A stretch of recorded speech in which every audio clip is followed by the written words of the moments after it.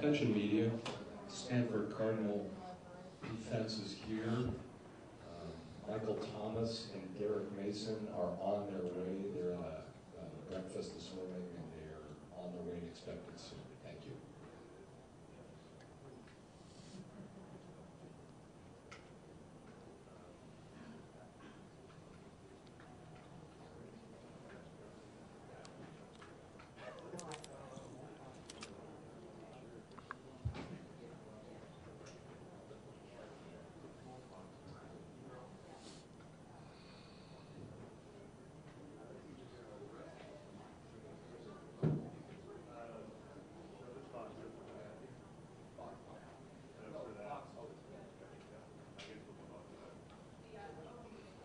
What strikes you about the Oklahoma State offense? Just the fact that they could score at any point on the field at any time. He has so many explosive players at their expense that it doesn't matter how fast they go, they can rotate guys in and have a pair of fresh legs at any time. So that's something they take advantage. The hurry-up offense, the no huddle, seems to me enough teams do it now that it's not anything you guys haven't seen and something you adjust to fairly easily. Yeah, we've seen it probably about 3 or 4 times this year, especially with Oregon. They're probably the most similar to the hurry-up offense to Oklahoma State. Yeah, should be. But there's a couple other teams that we play this year as well that also have the hurry-up. Yep. What challenges does that present, getting calls in and whatnot? Yeah, just making sure doesn't give you as much time to recognize the formations, and to see what plays you expect. But we know there's certain tendencies when they go real fast, what plays they'd like to run. And like I said, getting play calls in, we have our certain go-to calls that we'll use. How big of an advantage is having so much time to prepare for this offense? I think it's a pretty big advantage. Anytime you get more than a week to prepare, it really starts to grow in the back of your mind what they like to do in certain formations, in the red zone, in the maroon zone, backed up in the goal line, like what plays they love to do in those different situations. And our coach has done a great job of instilling that in our minds. Have you faced an offense anything close to this or similar that you can compare to at all? Well, I'd compare their tempo to Oregon. But the fact that they have so many threats at wide receiver, I don't think we've seen a receiving core like this this year. And the quarterback, we've played a couple good quarterbacks, but I think this is the best one we've played so far.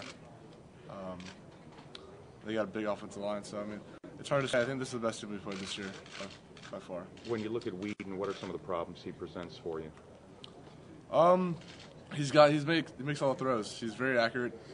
He rarely gets touched, and like I said, he's got so many wide receivers that you can't just double team one guy and expect he'll just throw to the next guy to him. So they have a lot of threats out there, and he's got a great talent.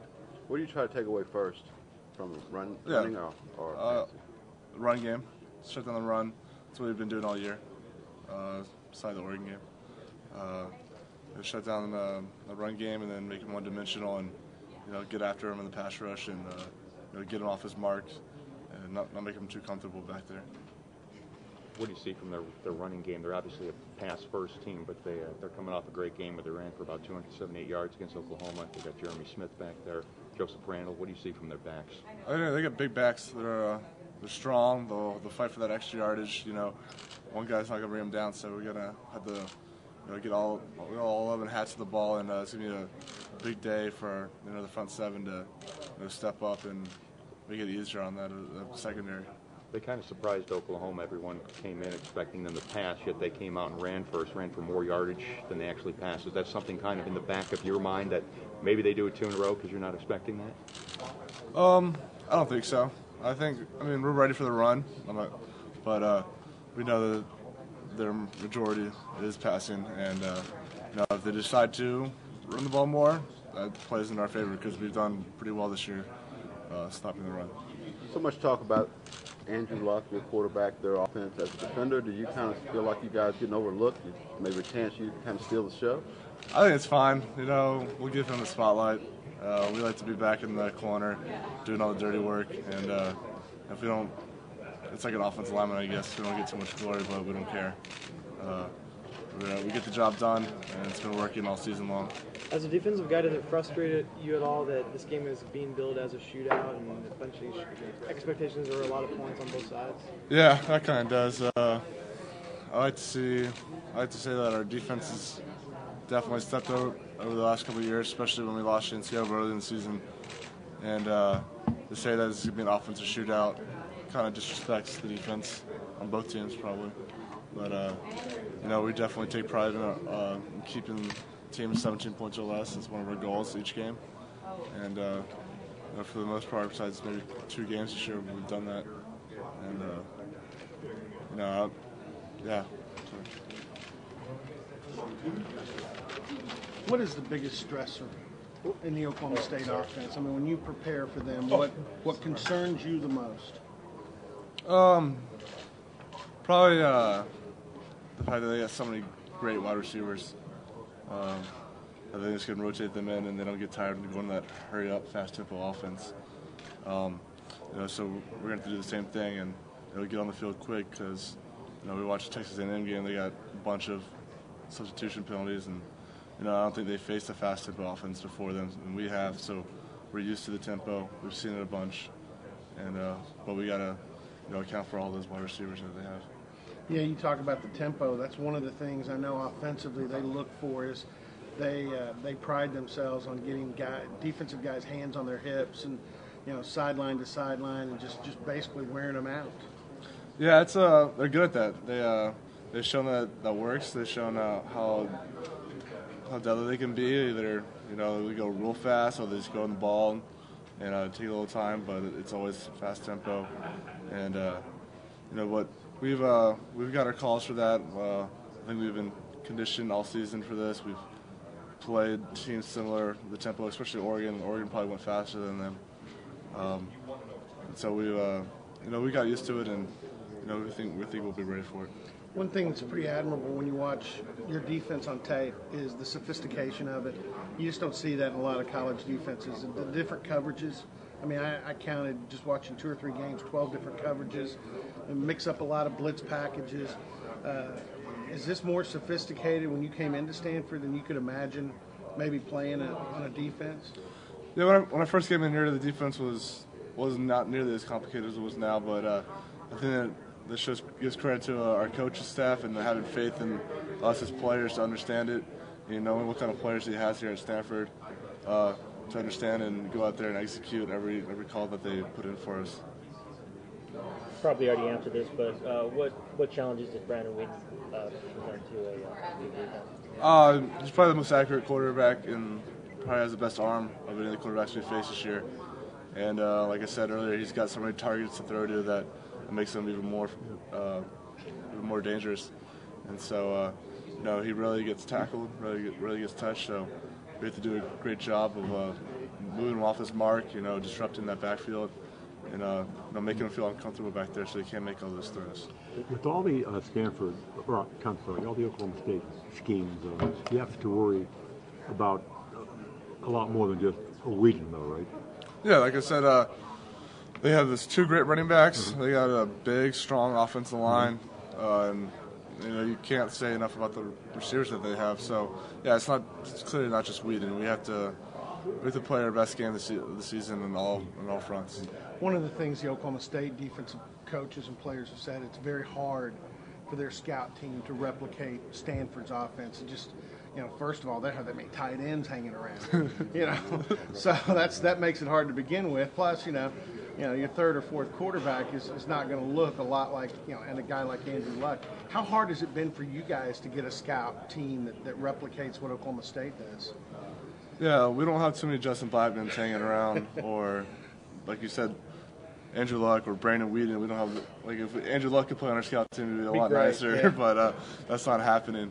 And so, we got some good running backs that we've been using, but the offensive, the scout line's not nearly as big or strong as those guys. So, it's definitely difficult to account for, the speed differences, and there's definitely be a change in speed when you get to the games. It's been a lot faster than it has been in practice, but we try to emulate that as much as we can. That's always a struggle going into the game, is not having the right personnel to help you out throughout the week. But you got to overcome that. Make sure they don't gain a single yard on you throughout the practice, and really just focus on perfecting every detail in the play and making sure you're doing the right assignment every time. How have you guys been able to overcome the loss of Shane and still kind of play well? For the first time this year, we actually had some depth on defense, and that really showed this year. Seeing Jarek Lancaster and AJ Tarpley come in, and they're the first and third leading tacklers on this defense. So it clearly shows that we really didn't lose a beat. But Shane definitely had that special ability that garnered attention from every team they played, and definitely we felt that loss throughout the year in some points in the season. And he was a great pass rushing linebacker. On his blitzes and stuff, I think he had like 7 or 8 sacks last year, so we definitely missed his pass rushing when he blitzed. How tough is this, from what you've seen, how tough has this been on him to not be a part of it? I think he's gotten over it. Clearly, he would love to be out here with us, and we would love to have him. He's one of my best friends on the team, and we hate to see him sitting on the sideline or in the meeting room, just not watching him on the film. So it's definitely tough, and we know he'll fight back throughout the offseason after the surgery, and get back on track to play for camp. Is he out there with you guys every day, still talking to you guys? Yeah, he comes to meetings every day. He during practice he's usually in the gym working out, actually at the high school. Sometimes he comes on the field, but he's definitely just trying to get stronger and get bigger as he can. Your class was ranked 50th by rivals back in 2008. And I asked the guy if you were going to redo it based on how you all played. He said you guys would be top 5. Do you remember thinking that, boy, somebody's selling us a little bit short here? When the class was finalized and we all got to Stanford, and we looked around, we saw the potential that this class had, and we realized that, hey, this is going to be something special, especially when we saw Andrew throw his first pass during the scout team or during the summer workouts. We're like, all right, he's going to be really good. I think the biggest thing about our class is that we're all so close together. We go on all our trips in the off season together, vacation-wise. We lived next to each other all 3 years in the same dorm, and we try to do everything together as we can, and it creates a nice bond. And guys like Delano Howell, Michael Thomas, David DeCastro, Jonathan Martin, all those guys, and to see them getting the recognition that they deserve over the last couple of seasons, it's really great to see. Now that was their staff's first full. What was their selling point? Because at that point they had been 4-8 or something. Right. So you got SEC offers, and then you decide, you know what, I'm going to go 2,000 miles away to a losing program. Yeah. It was definitely a leap of faith. Yeah. But seeing that we saw the recruiting class that was forming, and I think on my official visit I was here with Andrew, Sam Schwartzstein, David DeCastro, a couple other guys, and we clicked automatically. I really enjoyed the locker room atmosphere. Like there's no separation throughout the locker room. Everyone's real tight knit group, and so I really enjoyed that. And when we first got here, after that first season, when we went 5 and 7. Yeah. We're like, all right, we can't do this anymore. Moral victories are over around here. We're not losing anymore. Right. So next year we went 8-4, and then we're like, all right, we got to do better than that. And it's been pretty good over the last 2 years. Yeah. I know Michael has said the fact that Andrew had committed had an effect on him. Same thing with you? Not really. I think Michael know the fact because he played against him in high school, so right. he knew him. Yeah. I didn't really know too much about him from being from Georgia, but you know, seeing that, so I watched some of his highlights, and you know, I was pretty impressed. Yeah. So what was your? I've seen this list on Scouting Rivals, but who really was your last couple besides Stanford? Auburn, Okay. UNC, and probably like LSU or Tennessee. And which system recruited you the most? From Auburn? Stanford. From Stanford? It was Coach DJ Durkin, Oh, it was Durkin. and Taggart. Okay. Thanks very much. Talk a little bit about this OSU offense. What makes them so special? The fact that they got so many dangerous players at each level, the running back, wide receiver, and the quarterback position, and the tempo that they go at to use all those weapons. It's a deadly combination, and you got to make sure you're in shape. You got to make sure you get the play in. You got to make the right personnel. You know, recognize what kind of formation they're in, and you know, it takes a lot of work, but I think we have the right type of guys here at Stanford that can process all that information. And you know, we've faced multiple hurried up tempo offenses this year, including ours during practice sometimes. So it's not anything new to us, but at the same time, they've done really well using it. So we have to account for that. Are they maybe kind of unique as far as those pace kind of offenses with their ability to run and their ability to pound the ball? Yeah, I mean, they do a great job running the ball. They got two great running backs, big, strong offensive line, and just when you're like, all right, we stop the run, and they start throwing the ball on you, and so you got to account for that. So they definitely pose a lot of dangerous threats on us. You see Andrew Luck obviously all the time. You've watched film on Whedon. How would you kind of compare and contrast those two guys? I'd say their arm strength is similar. The accuracy is pretty similar. I'd say Andrew's a little more athletic. He can escape the pocket a little more, and he'll run on the field and get a lot of first downs for us with his feet. And but you know, Whedon, he's good at what he does. He rarely gets hit. You know, he's got a great offensive line that protects him. So he steps into his throws and pretty much makes every one that he needs to. Obviously, you don't have to face Andrew, so is Whedon the best guy you think he'll face this year? Yeah, I'd say he's you know, him and Barkley are probably the top two quarterbacks we face this year. And I think we thought USC had a bunch of wide receivers. This team has a bunch of wide receivers, including the two-time Blitnikoff winner. So it's having a good quarterback with those type of receivers is, you know, that's pretty good. You referenced Justin Blackman. What makes him so special? Just physicality as a wide receiver, you know. And I think that, you know, it says he's like 6'2" or something, but every time I watch film, he looks like he's 6'5", you know, like 220, 230 out there. He looks like Calvin Johnson. But, you know, he's just he's really great at his route running. You know, real crisp, getting in and out of reps, those routes, and you know, rarely drops the ball and just poses, you know, a challenge on our secondary that we haven't faced this year, and so we're definitely have to step our game up. Talk about how good the running backs are, how good the wide receivers, how good Blackman is. How do you attack them as a defense? Do you try to take Blackman out, or do you try to stop the run? What do you do?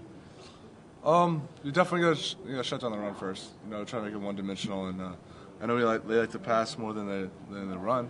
That wasn't the case in the Oklahoma game, but for the most part of the season, they enjoy passing the ball, and you know, I think that our defensive line, you know, our front seven can get after this quarterback like he hasn't seen this far in the play that he's gone against, and you know, our violence and our angles and the way we run our stunts and whatnot. Something completely different than what he's seen. So, you know, I think that's going to pose a problem on them. Yeah, you mentioned that you guys have been really successful at pressuring the quarterback, getting sacks this season. As you look at that as maybe the key to slowing down this offense? Yeah, definitely. We gotta get him off his mark. Yeah, if he sits back there like he has been all season, getting untouched, he makes every throw he goes for, like, and it creates havoc for the defense. And so we really have to rotate guys in, make sure to prepare fresh legs at all times, and be able to run those stunts and run those blitzes and penetrate the backfield and disrupt things and not let them get too comfortable back there. You think it's easier? I mean, you've got all this time off between games. Is it easier for a defense to stay sharp than maybe a rhythm offense to stay in rhythm? Yeah, it does. I think mostly because when the offense takes time off, they lose that time in between the quarterback and the receivers, and the rhythm that they had. But defensively, it all goes back to find the ball, tackle the ball. So it definitely, I think, plays a little benefit for the defense. But we only had like 3 days off, so I don't know how much it really had an impact on us. Now, a lot of talk about OSU missing out on the national title game. It's a national story, but you guys only had one loss. You played in the BCS conference. Do you feel kind of like you guys missed out too? Yeah, and that's one of the things we kind of felt disrespected when they were talking about how Oklahoma State deserved to be in the national championship game because they only had one loss. Well, we only had one loss, and that was to a top 10 team. So, we felt that we deserved to be in that conversation too. But hey, we'll take this bowl just fine, and we'll go prove to the nation that we did deserve to be in that conversation. And yeah. How excited are you to get on that field Monday night? We're ready. We're pretty anxious about this game. We want to get over with, get that W, and get on our way home with that trophy over there. Thanks, man. Yeah. With the up-tempo style that Oklahoma State plays, would you compare them most to Oregon? Or I guess you've seen good offenses in the Pac-12, but just is there one that you've seen that you can maybe compare them to? Oh, yeah, I compare their tempo to Oregon. Okay. Yeah, I want to compare the offense so much, but their tempo definitely is the most similar to Oregon. What about their offense in general? Can you compare it to anything that you've seen? Sort of like Arizona. Okay. Talking about getting Whedon off his mark, is that sort of the big thing you have to do, and then after that it's just kind of everything falls into place defensively if you're able to stop him first? Yeah, first we got to slow down the run, because obviously they showed how much they can run the ball against Oklahoma. So that's the first facet we have to stop. And after that, like you said, putting pressure on the quarterback, disrupting his rhythm is definitely going to be a huge factor in this game. So with both those aspects, it's really going to be kind of like you guys always do, just mixing the coverages a lot for whatever they're throwing. Yeah, probably. Chase, how tough is it to get the communication down once they get on the ball and you guys have a short amount of time to get the defense on the same page? Our coaches have done a great job of letting us know what plays to call if they go in their super hurried up tempo. They like to run, one of like 3 or 4 plays out of that when they go really fast tempo.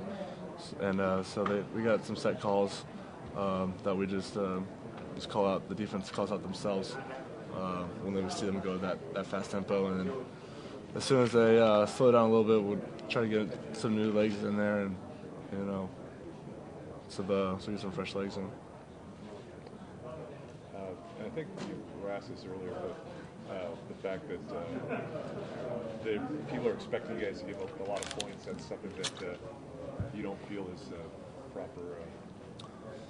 Yeah, we kind of felt disrespected as a defense, and I'm sure their defense did as well, seeing how it is, but being an offensive shootout. And every time they say that, our defense always going to be mad. But that's just part of the game. They've seen that both teams have put up great offensive numbers all throughout the season. So, we were expecting them to say that, and I think we were pretty good this year on the points allowed per game. So, I think we should be all right. I mean, besides just this game, it seems like over the course of the season, I think maybe you guys as a defense haven't been given the proper due. I think that because you have been pretty solid all year. Yeah, but we can't control that. I mean, we control what we can control, and that's winning games and playing good defense. And if they want to give us the recognition, that's awesome. I seriously believe a lot of guys on this team, like you said, didn't get recognized, like Michael Thomas and Matt Messafila. And so there's a bunch of guys out there, and we take that as a strike against us, and we play to prove that, hey, you forgot about this guy. You know, you should have accounted for him, and whatnot. So you could see a situation where this doesn't end up being a shootout, at least yeah, I mean, part that you can control. Yeah, I mean, I'm not saying they're not going to score points. I'm just going to say I prefer it to be a lower scoring game because that means we're playing good defense. Chase, we've asked you about this from time to time, but I'd like to get a little bit of an update. What do you think your chances are coming back next year? If you had to put it on a scale of 1 to 10. 5. All right, that's fair enough. What will it? I know you said you and your family will be looking at how high you might go in this year's draft. I mean, is there a particular round or cutoff? You know, if you say, okay, well, if I'm higher than 4th round, I'll go, and if I'm lower, I'll stay. I mean, is it anything like that? Right now, I'm just I'm really just focused on the game. You know, when I get back after the game, I'll see how I played in the ball game. I got the evaluation back. I'll get the evaluation back from the NFL. You know, a couple other things that my dad's been looking into, and I'll sit down with him, my family, and come up with a decision. When is the cutoff date? Do you know? I mean, when do you have to decide by? Do you know? It's like I think it's like January 7th or something like that. I forget. It's probably like a week or two after the bowl game. Is it strictly how high you might go in the draft? Is that the main consideration? Not really. No. What would be some of the other considerations? What's best for me and what I feel like if it's the right time and you know, just been talking to a couple guys outside and getting their opinions. How close to your degree are you? I'm about 20 units away. And what's your degree in? Communication. Communication. 20 units away, so I mean, conceivably you wouldn't get it this year or this spring, right? If I stayed and came back and I was here in the winter, in the spring, I'd graduate. But if you came back, you could go to graduate school? I really thought about that. So. Good. Thank you. When you have Andrew to go against every day, how much does that prepare you for someone like Whedon or any quarterback for that matter? We will probably only get to go against Andrew during like 7-on-7 and hopefully one period throughout the day. And you know, we take advantage of that time. You know, he's very similar to Whedon with the accuracy and arm strength and you know, him making all the right throws.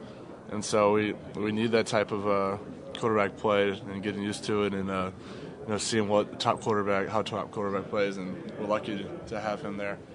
And I just wish our scout team quarterbacks could. I wish he could play as a scout team quarterback, but yeah, right, sure. Yeah. And the majority year gets a scout. I get that. Yeah. But yeah, and having him back there is awesome. You know, we love every time we get a PBU or you know get a chance to pick him off. We definitely like to rub it in his face because it doesn't happen often. Yeah. And I wasn't here when you were talking about Whedon earlier, but what stands out the most when you see him on film? Just this poise in the pocket. You know, he makes all the right throws. You know, he rarely gets touched, so you know he's got all those different wide receivers to throw to, and he rarely misses his target. Does the fact that he's a little bit older, he went through baseball and all that, can you see any reflection of that in terms of his maturity or just? I don't know. I guess I don't really think about his age too much, but he's just he is a mature quarterback. He's smart. He knows his offense really well, and he knows he can read defensive schemes and what kind of coverage you're going to be in. And so, I mean, maybe they came with this age, maybe it didn't. I don't know. And the Oregon quarterback is different. What they do with their quarterback is different. But is there anyone that you've seen this year that's somewhat comparable to Whedon? Probably Barkley. Barkley? Yeah, haven't. And Barkley had some really good wide receivers to throw to as well, and heck of a talent, and she's probably the most similar. Right. All right. Thank you very much. I appreciate it. Okay.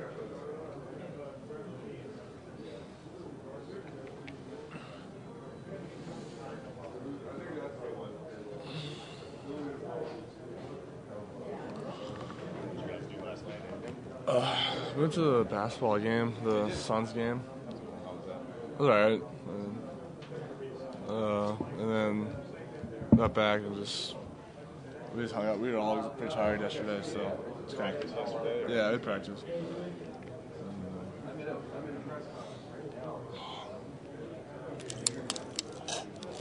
Jason, you want me to get a photo real fast? No problem. Yeah.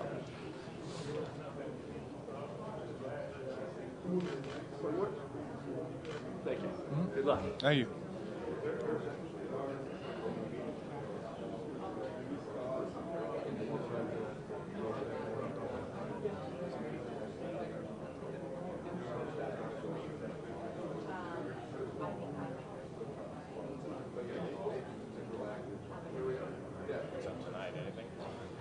We're going to Fogo de Chao. Did you? Yeah, we're going there tonight. You went last night. I thought I heard Oh, really? saying. Yeah, it's chill. We're excited for that. Yeah. How's it going, Chase? What's up?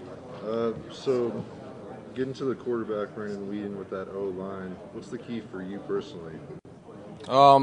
Really just his rhythm back there. Don't let him get too comfortable in the backfield. And that's going to come with all of our defensive linemen and pass rushers. So we have to do a great job. Running our stunts correctly. Great pass rush. Everything to disrupt his rhythm and really get him off his mark, and so he makes some bad throws, and we'll take advantage of that. I know you talked about this a little bit already, but coming from where you guys came in freshman year, is it almost kind of surreal to be at this point 2 BCS games in a row? Yeah, well, we talk about this all the time. How we look back on it, it's like, hey, we're 23-2 or whatever it is over these past 2 seasons, and we were 5-7 our freshman year, and I think we were 8-4 the next year or something like that. But to see how far it's come really shows how dedicated this team has been and how well our training staff has done in the off season to get us ready for the season, and our coaching, how much of an impact our this coaching staff has had on us, and it's really gone a long ways. Thanks, Chase. Yeah.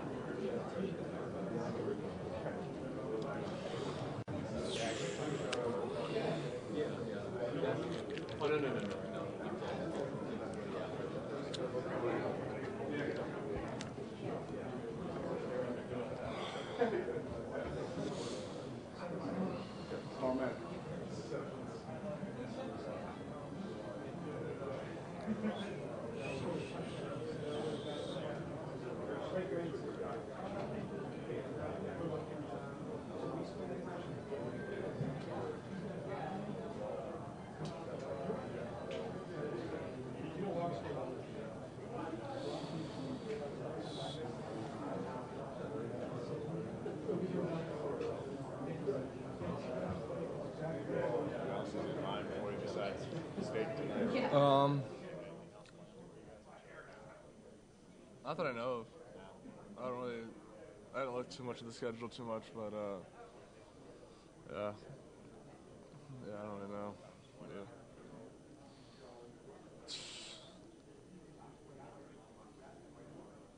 We went to Old Town, Scottsdale 2 nights ago. That was pretty fun. Went to a couple different places, so check that out.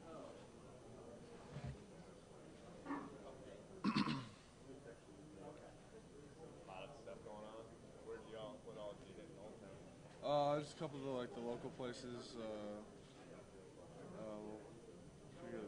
I forget the names of them. One of them was Firehouse. Yeah. And I forget the other ones I went to.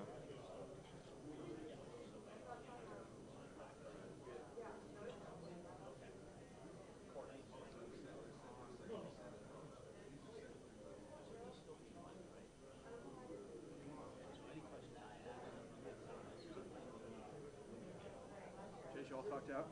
Yeah.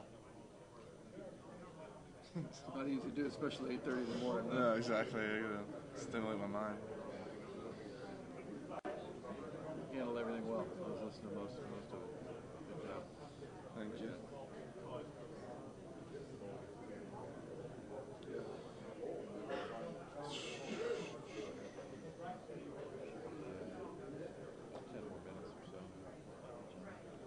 Cool.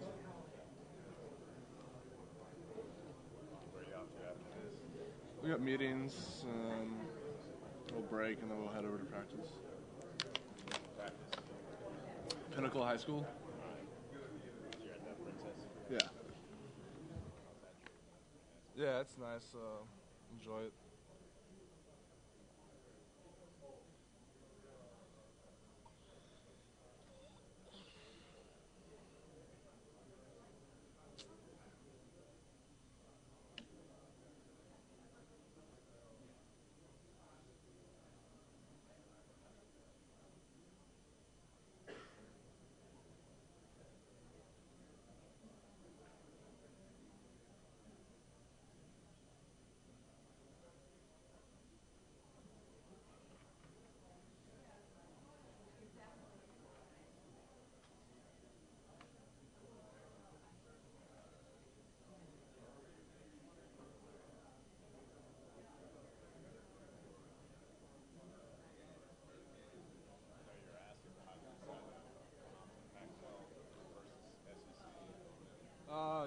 Really, like when I came on my visit, I came out here and came out to California. And, like I said, I really liked all the guys in the locker room, and really the weather.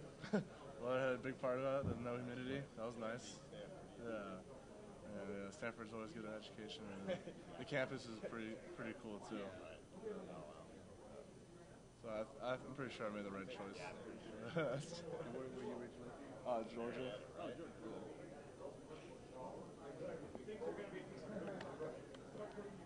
That's the cool thing about our team, that we have guys from every corner of the United States, so it's pretty diversified.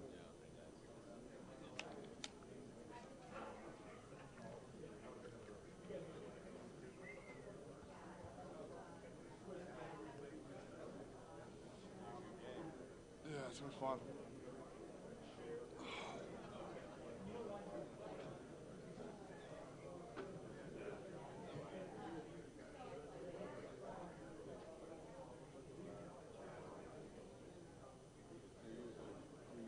I'm a redshirt junior, so technically I can come back for another year.